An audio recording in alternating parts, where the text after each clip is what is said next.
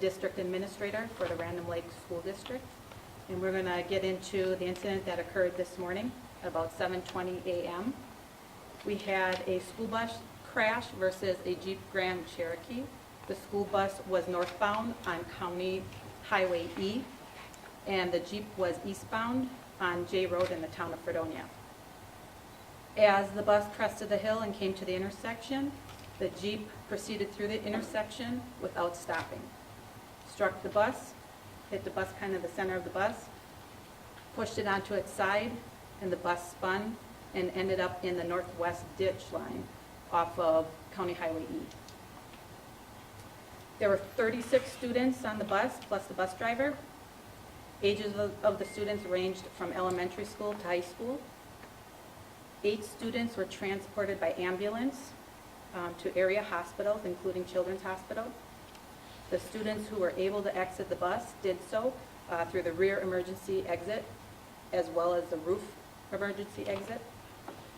Several of the students were removed by deputies and medical personnel on the scene. The student injuries ranged from minor injuries to serious, but none of them were life-threatening. The bus driver, the driver of the Jeep, as well as the passenger of the Jeep, had minor injuries. All of them were transported to the hospital. The driver of the Jeep, her name is Becca Stevenson from West Bend. She is at fault for the accident, and she will be issued a citation for failure to yield right away from the stop sign. There is no indication of any criminal violations in this crash, only ordinance violations. Ms. Stevenson is cooperating with the investigation fully.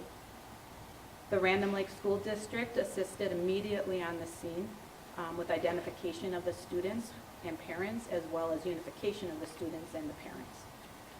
Students who did not appear injured were released to their parents, and some of those parents elected to take their children to local hospitals. I want to thank the Random Lake School District Administrator, Dr. Mike Trimberger, and his staff for their professionalism during this stressful incident. It is not easy seeing children injured, scared, and unaware of what is going on.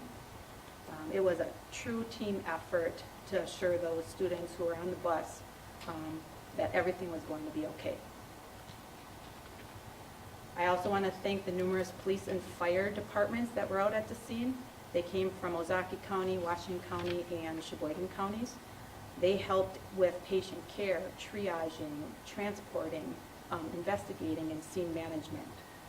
A scene of this magnitude is chaotic, but when there's good teamwork, things are done professionally and efficiently, as were in this case.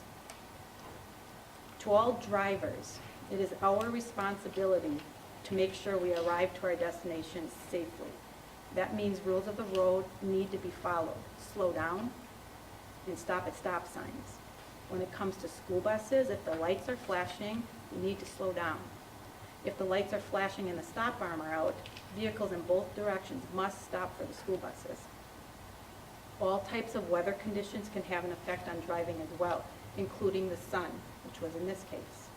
If you cannot see the road, you should not be traveling the speed limit. Slow down. Please be patient and give yourself extra time. This crash was preventable.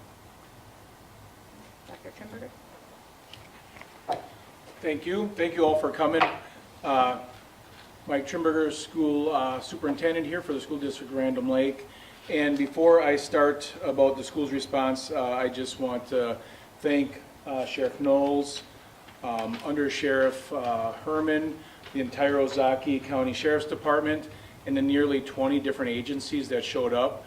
By the time I was able to get on site, there had to be 60 adults helping our kids. And although it was chaotic, it was organized chaos. We had a system in place by that time, getting our students to parents. I think the parents that showed up quickly, it really is a testament to a whole community when something like this happens, and we're able to navigate it the way we did. Since this event, we have taken time to reach out to all the families. As you can imagine, the students on the bus, this was quite the traumatic event. And as a district, we're responding in multiple levels. First and foremost, please give prayers to all of our students that have been or are currently in the hospital. We're thankful, and I feel like it's a blessing to say that everybody's stable. We have some broken bones, we have some bumps and bruises, and we have some physical things that at this time looks like they will heal. But from there, it's really about the emotional piece, being on a bus and having this happen. I also need to thank the outpouring of support that we have locally. I always feel fortunate in this area. The school districts, mental health agencies that have reached out, it may take me a week to respond to everyone, but with the help from our pupil services team and our admin team, we have a plan in place that we're going to be speaking to our students on the bus right away tomorrow.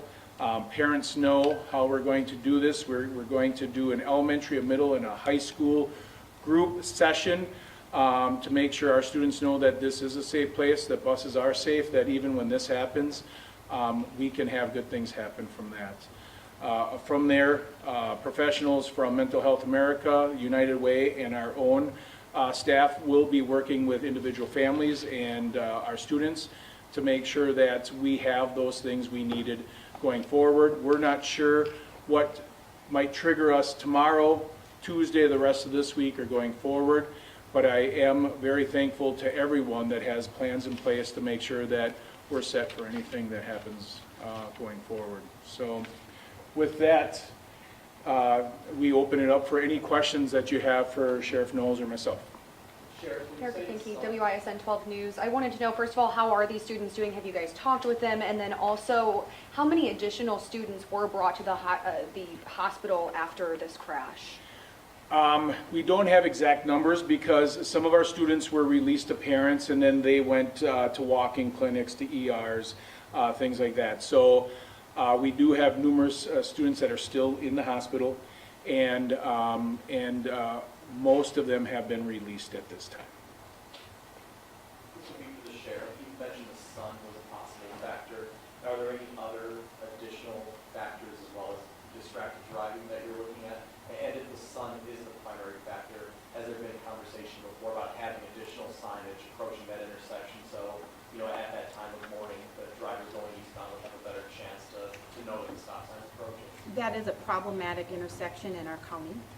So we've had different and previous crashes at that intersection.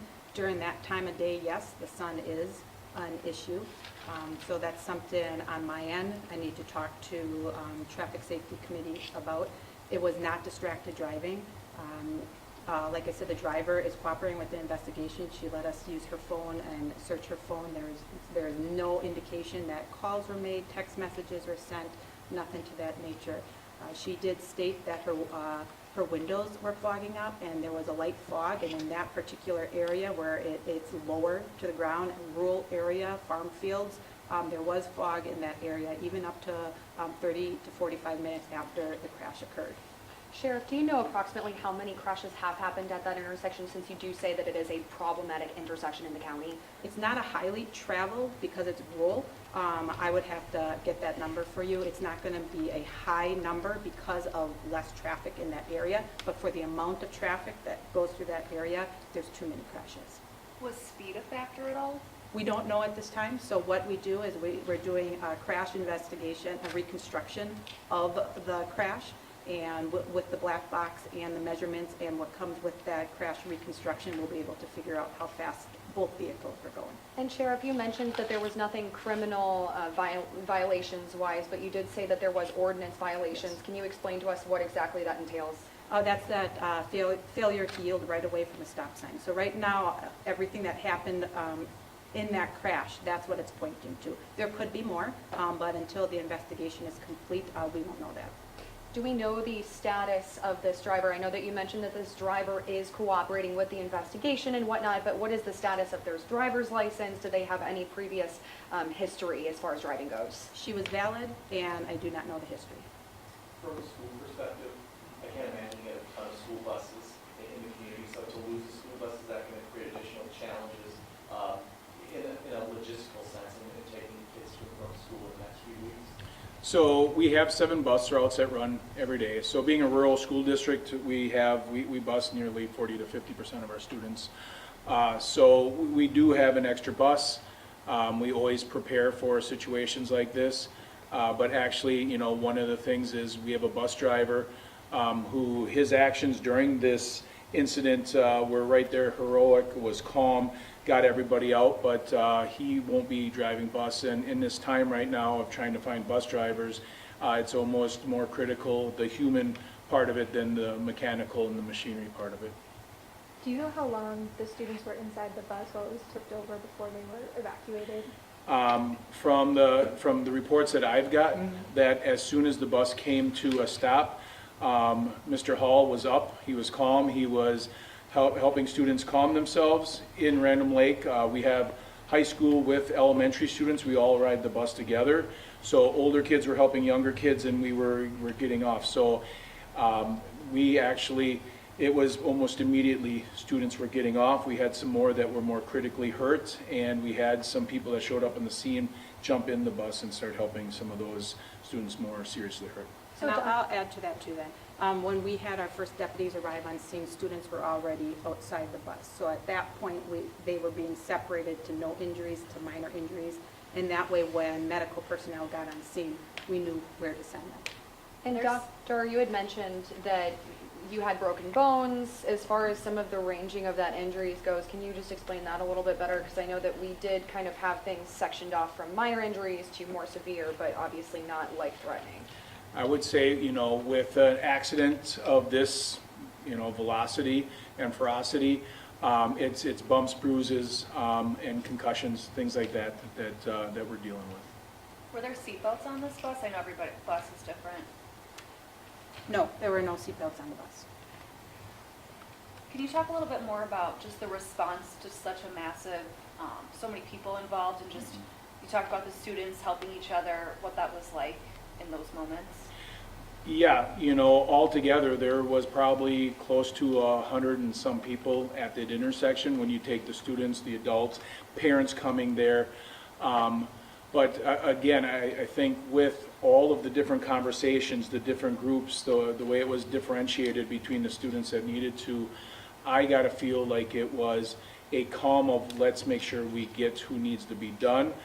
We had some of our counselors and school psychologists were some of the first there, being the friendly faces to make sure our students knew that there's school people there. We're calming students as we're trying to find parents. We have community members coming in asking what we could do, picking up parents that couldn't get there to come back. It's what you do in a situation like this is everybody throws in, everybody gets in and does whatever you can to make sure that our kids feel safe and feel like they have adults that they can trust in a time that it's a pretty scary moment. And And then Doctor, from a law enforcement perspective, we train this way. We're in a smaller county, so we train with the local police departments, we train with the local fire departments. Fire departments train with the out-of-county fire departments, so when we get on scene and there's one person in charge or one agency in charge, they start directing what is needed and it all comes together. Doctor, quick follow-up question for you, just knowing that the sheriff had mentioned that this is a problematic intersection, maybe not even because of distracted driving, but so many other factors. As a school district, are you guys reconsidering your bus routes at that intersection, given that something of this magnitude has happened, or potentially pushing for change into the future? So I think there's two folds to that. I think most immediately, we actually, after we're done here, we're meeting with our bus drivers to just decompress from this. There's a lot that goes in. It's one of our friends. It's students that we know. So yes, we're going to have a conversation about, let's take a second look on where we're going, right? This intersection, again, you drive by 99% of the time, there's nobody there, but this is that 1%. And in our community, that intersection is known at a certain time of not being able to catch the stop sign because of the sun. I personally missed that my first year here. So one of the things here in our conversations is I'm going to try to help as much as I can to get rumble strips put in, especially on the eastbound, if not the westbound, because we have similar issues as we head west at the end of the day. So that'll be something that I'm hoping that when it's all said and done, it's a blessing, right? An incident like this could have a lot worse consequences than what we're sitting right now. And if we can use this to make some good around that intersection and honestly make everyone aware, our kids are on these buses, right? We have people who are trying to get to school. We want to get safe. We have reports of people not stopping to stop signs when they're out. We have people going around buses trying to get to work. You know what, it doesn't matter if you're late for work, if you don't get there because of an accident. Incidents like this wreck weeks, wreck lives. So let's slow down. It's pretty easy to just wait a minute, wait for that student to get on the bus, and we're probably turning a corner and you can get off to work. Thank you. With the situation with the possible driver shortage, losing one of your drivers, are there plans right now do you have someone you can lean on to kind of take it around for the time being? Just another blessing of our community. Northern Ozaukee School District already reached out and said, hey, we have a driver for you, let's help you, and go from there. So again, we're all pitching in, trying to help out where we can. It's almost too hard to thank everyone that reached out. Right after I leave tonight, I probably have 100 text and voicemails to get back to everyone that has reached out. So it's a pretty cool testament of what we have in our area here. And just to add on to what Doctor said, we had a nurse returning from her night shift. We don't even have a name.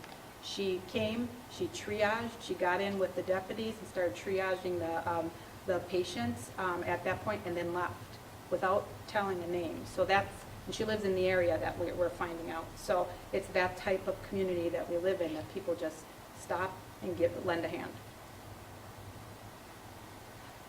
Thank you, guys. Thank you. Thank you guys for all coming. Yeah. Nice to meet you.